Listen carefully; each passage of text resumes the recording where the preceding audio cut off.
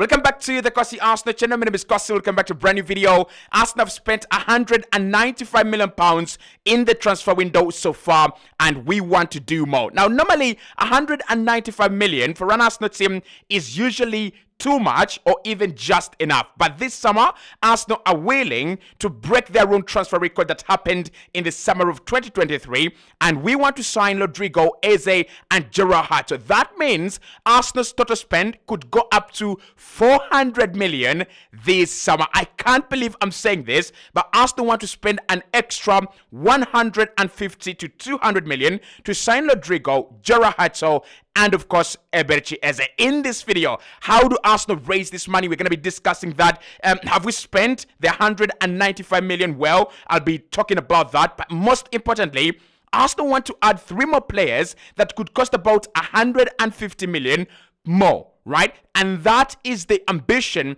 of this team in this summer. How are Arsenal going to raise this money? We are told that Arsenal are ready to work on sales starting this week, and they're ready to work on sales that are going to bring in some good money for us to spend. Rodrygo is available. Madrid have said that. Eze is available. Crystal Palace have said that. And Hato is available.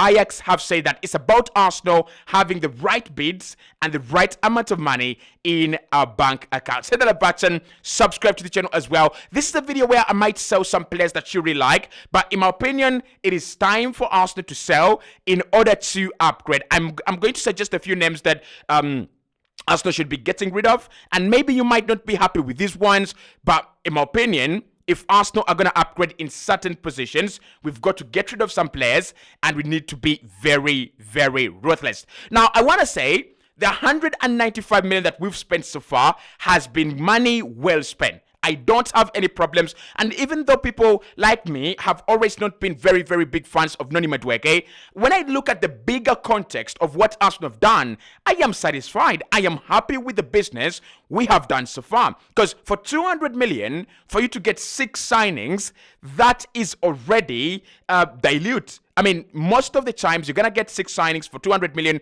and they will be diluted. But when I look at the quality that Arsenal have actually brought in and I look at the money that we have spent, job well done. For example, a player like Martin Zubimendi, and I've said this before, Martin Zubimendi is a player that should be costing upwards of 70 million pounds, and teams will be rushing and forcing themselves to pay. You don't believe me? How much did Aurelien Tchouameni go for? How much did Eduardo Camavinga go for? These are players that for me are in the same bracket as Martin Zubimendi. How much did Jude Bellingham go for? So one of the best defensive midfielders in the world is going to be playing at Arsenal, and he just signed for 66 million euros. That is 50 million pounds. I don't know how Arsenal do this thing. I don't know how we've done it, but that is great business. And let's talk about Victor Gyökeres for a second. One of the biggest and one of the most threatening strikers in the world is going to be signing for Arsenal at just 55 million pounds.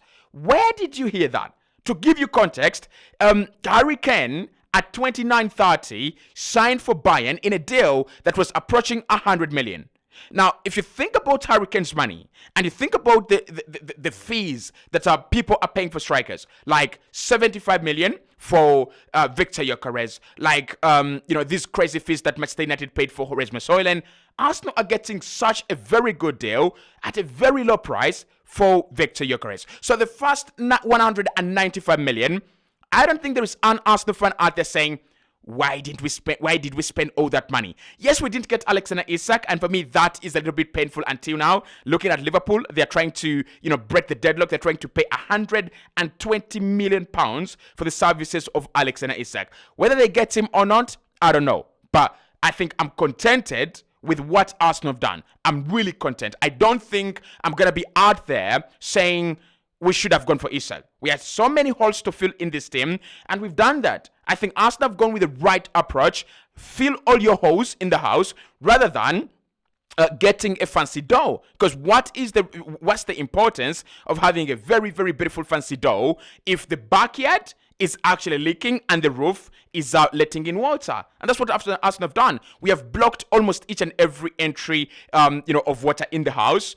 And I'm right with that. We've got a new goalkeeper. We've got a centre-back in Kesha Muscara, two midfielders in Christian Nogard and Zubimendi, and we've got Madueke, and we've got Victor Gyökeres. And we are trying to do more for, yes, very, very, huge amounts of money, but it is worth it. So, what are Arsenal trying to do after the first 195 million spent on 6 signings? Well, Arsenal want to bring in 3 more signings, especially with departures coming in. We have some players that I don't think will be with us come next season, and we have some players that have already left and we need to replace them. But these are the 3 signings that Arsenal are looking at before the window closes. Number 1, we've talked about him even in the morning, is Eberechi Eze. Eze is a player that Arsenal are 100% trying to get, and they love the player loves Arsenal, and everything should be done if a price can be agreed with Crystal Palace. But for us to do that, we might need to sell, which is not the problem, which is not the bad thing. It's just that we have spent a lot of our money,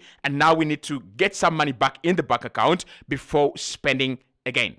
Apart from Eberechi Eze, then Arsenal also want to spend money on Rodrygo. Rodrygo is viewed as a rare market opportunity, and I'm so surprised, not surprised really, but I'm saying, why didn't Arsenal really try to sign Rodrygo before Madueke? Because that would have been a statement signing.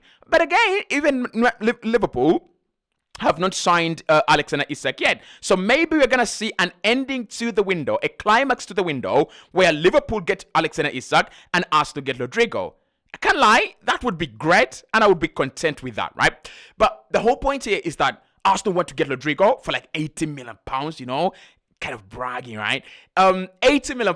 I love the sound of that. But we might need to sell. Actually, we will need to sell in order to do that deal. And then Hato. Hato, for me, it's a deal that Arsenal can do for €40 million or less than that. I know Ajax are saying €50 million, but Ajax, €50 million, we have a very good relationship with you guys, remember? So that could be about 35 to 40 million euros. But when you put all that together, the 60 million for Eze and the 40 million for Rodrygo, that's going to be like 100 million already. And then you have the 80 million, actually about 90 million euros for Rodrygo. That's going to be about 190 million euros. So Arsenal are looking to spend upwards of 380 million this summer. That is statement. That is ambition. But how do we raise an extra 180 million euros for us to go and sign the remaining targets in the market? Well, that is where player sales come in, and this is what Arsenal are planning to do in terms of player sales. Number 1, Leo Trossard. Now, once again today, Sammy Makbo from the BBC has been talking about Leandro Trossard, and he says that Arsenal want to give him kind of a gift for staying if he stays, but his situation is wide open. He's one of those players that Arsenal want to keep for sure, but they don't have to keep, right? They're not desperate to keep. They're not clinging onto the player. If he stays, they'll give him a raise, right, to reflect the importance, the output, and the status of the player in the squad. And I agree with that. I think he's really underrated, even at Arsenal. But Arsenal is saying if a good offer comes in and Leo Trossard says I want to leave, there is no bad blood. This is business. This is transfers. You leave and we bring in Rodrygo. For me, this is the right decision for Arsenal. If no one is bringing in the money that we want, we keep our player, we give him more money. He will be happy at the Emirates Stadium. After all, we are going to win things next season. But if the real amounts of money are put on the table, we don't reject. We don't reject. So I'm looking at Trossard. I'm like, we brought him in at £27 million. He's just got better as an Arsenal player. He's one of those Arsenal players whose value has actually accumulated and, grown rather than, decelerate. I think with Trossard, £20 million is very good money. Considering that he's getting older, considering that he doesn't have a lot of years to offer, in the future, £20 million for a 29-year-old Leandro Trossard, that is very good money. Arsenal should actually take it. We take it, right? So 20 million from Leandro Trossard, that is a deal I would absolutely do. No question about that. And then the next one is Jakub Kiwior. Now, with Jakub Kiwior, It's not a question of whether Arsenal want to sell. It's a question of whether someone can bring in the right offer that Arsenal really want to sell at. Okay, so Arsenal value the player at around 40 to 45 million. And for me, when I look at Joao Quange, Gerard Quange, what's his name, right? Going for like 35 million to Leverkusen from Liverpool, I ask myself one simple question. How much is Jakub Kiwior really worth? If Arsenal just eliminate all this, weird selling behavior that we have in the market, this guy could be 60 million. This guy could be 60 million. Kiwior could be 60 million. Because Gerard Quange is... I know Liverpool have just been champions, and Quange has had a first league campaign. He's great player, great talent. He has a very, very big future. And of course, you've got to factor in this. Leverkusen had just got money from Liverpool, 150 million euros. So they had a lot of money to spend, and they do have a lot of money to spend. Okay, that's all right. But, and there is a but there, Jakub Kiwior is a Premier League proven centre-back that has played in the Champions League, stopped Kylian Mbappe, stopped Jude Bellingham in their tracks. He's worth 50 million or more. Now, the currency might actually dictate here. If it is euros, I think 55 million euros does the deal. If it is pounds, 45 to 48 million pounds does the deal. Either way, for me, I'm gonna go with 50 million. I'm gonna go with 50 million pounds for Jakub Kiwior. A good sporting director can get very good money from the sale of Jakub Kiwior, and it might not be upfront. Maybe Arsenal get like 30, 35 million upfront, and then in terms of add-ons, you get your 15 million, right? If you can set achievable add-ons, this is a deal Arsenal are going to make a lot of money from. And that takes us to 70 million, guys. Okay, that's not bad. Then Fabio Vieira. Arsenal brought in Fabio Vieira from FC Porto in the summer of 2023, and he cost us a whopping 35 million pounds. And Mikel Arteta was very interested. Edu was very interested. I just didn't get the point of this signing. I need a press conference from Mikel Arteta, 20 hours with a 20 bullet points explaining the signing of Fabio Vieira. What was he going to do?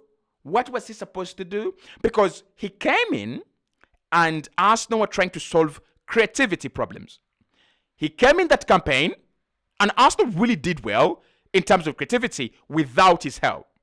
Arsenal struggled with creativity last campaign and he was loaned out on loan. So I'm asking myself okay. What was the point of this signing? Now, Fabio Vieira is a player that has got a lot of potential. In terms of market value, he's dropped significantly ever since 2023. He's had a loan spell that doesn't really help his market value. I don't think it really did a lot of things at Porto. But if anyone can give us 20 million pounds in the signing of Vieira, that actually works. And I'm saying 20 million pounds, like 15 million should be guaranteed and 5 in add-ons. And that takes the money that we would have at 90 million pounds. Okay, we are doing well. Then there is a player that no one is talking about, and that is Karl Hein. Now, Karl Hein was on loan at Real Valladolid last season and did very, very well. In fact, a couple of clubs are interested in taking Karl Hein on loan once again. But Arsenal is saying, if this guy went out on loan and did as well as he did, why don't you guys give us good money? Why don't you just pay up, right? Give us very good money for the services of Karl Hein. And I agree with Arsenal. I mean, I'm an Arsenal fan. I'm always going to agree with the club, and I? At times I don't agree. But with Karl Hein, for me, it should be 20 million pounds, right? 20 million pounds, good goalkeeper, proven for me. I don't think he's going to be Arsenal's third choice goalkeeper anymore. He wants to go out there and make a name. But 20 million for that talent, that is very good money. But for this case, I'm gonna consider 10 million because it's been a third choice goalkeeper that has not really had a lot of experience as a as a Premier League goalkeeper. So 10 million, and that takes our income to 100 million right about now. Then we talk about Gabriel Martinelli. I asked you a question in the morning show. Would you sell Martinelli and Trossard? And most of you said yes. only if we bring in Eze and Rodrygo. And I'm also of the view that Arsenal need to be ruthless. So yes, 70 million euros for Gabriel Martinelli. That is money Arsenal should be willing to get in the services of Gabriel Martinelli. 70 million euros, that is 50 million pounds. That takes our income to 150 million pounds. You see, this is the difference between Arsenal and other clubs. You need to sell many players in order for you to raise a lot of money. But that's 150 million pounds. Then Alexander Zinchenko, 25 million pounds. That would take our income to 175 million pounds. Reece Nelson for me is 20 million. So that takes our income to 195 million pounds. And then we've got Gabriel Jesus. This one might anger people. This might actually upset people, but I don't see the point. I don't see the point. You've got Gyökeres and Kai Havertz. You've got Madueke and Saka. You've got Trossard and Nelly right now. Eze is coming through the door. Jesus, it's time to go. It's time to go. Gabriel Jesus, I'm sorry. This is going to be a painful one, but it's got to go. And that takes our income to 200 and I think 212, right? 212 million pounds. 212 million pounds would allow us to bring in the likes of Hato, bring in the likes of Rodrygo, and bring in the likes of Eze comfortably, while Arsenal still have a healthier, PSR, limit. And of course, next summer, Arsenal are not going to spend a lot of money, so we better spend right now. Simple as that. Hit the like button. See you soon.